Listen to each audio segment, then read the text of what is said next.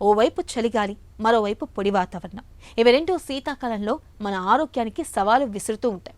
చీటికి మాటికి ఇట్టే జలుబు చేస్తూ ఉంటుంది. దగ్గు కూడా ఎంతకీ తగ్గకుండా వేధిస్తూ ఉంటుంది. ఇక చర్మానికి సమస్యల తాకిడి పెరుగుతూ ఉంటుంది. శ్వాసకోశ సమస్యలు కూడా ఎక్కువగానే వేధిస్తూ ఉంటాయి. ఒంట్లో కీళ్లన్నీ బిగుసుకుపోయి ఒకటే నొప్పులు పెడుతూ ఉంటాయి. మరి ఈ ఇబ్బందుల్ని తట్టుకోవడం ఎలా? చలికాలంలో ఆరోగ్య రక్షణ కోసం తీసుకోవాల్సిన జాగ్రత్తల గురించి ఇప్పుడు తెలుసుకుందాం.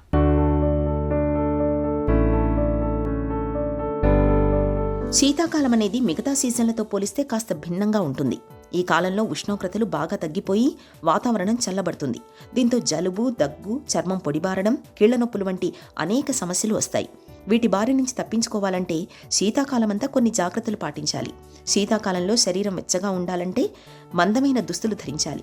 కాటన్ దుస్తుల్ని కాకుండా ఉన్ని, సింథటిక్ ఫ్యాబ్రిక్కి ప్రాధాన్యం ఇవ్వాలి. బయటకు వెళ్ళినప్పుడు టోపీ, కాళ్లకు సాక్స్, చేతులకు గ్లౌస్ ధరిస్తే మంచిది. రాత్రిళ్లు మందమైన దుప్పట్లు, రగ్గులను కప్పుకుంటే వెచ్చగా ఉండి హాయిగా నిద్రపడుతుంది. ఈ కాలంలో శరీర ఉష్ణోగ్రత కూడా తగ్గిపోతుంది. కాబట్టి పౌష్టికాహారాన్ని అప్పటికప్పుడు వండుకొని వేడివేడిగా తినాలి. ఈ కాలంలో రోగ నిరోధక శక్తి చాలా తగ్గుతుంది. దీంతో చాలా అనారోగ్య సమస్యలు తలెత్తుతాయి. కాబట్టి రోగ నిరోధక శక్తిని పెంచుకోవడం కోసం విటమిన్ సి లభించే ఆరెంజ్, దానిమ్మ, జామ వంటి పండ్లను ఖచ్చితంగా తినాలి. శారీరక శక్తి కోసం గోధుమలు, మిల్లెట్లతో చేసిన ఆహార పదార్థాలను తీసుకోవడం మేలు.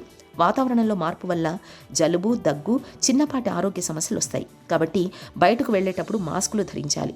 సూర్యరశ్మిలో నడవడం వల్ల శరీరానికి తగినంత వ్యాయామం, విటమిన్ డి లభిస్తాయి. ఇంట్లోనే యోగా, ప్రాణాయామం, తేలికపాటి వ్యాయామాలు చేయడం మరీ మంచిది. ఇవి శరీరాన్ని చురుకుగా ఉంచుతాయి.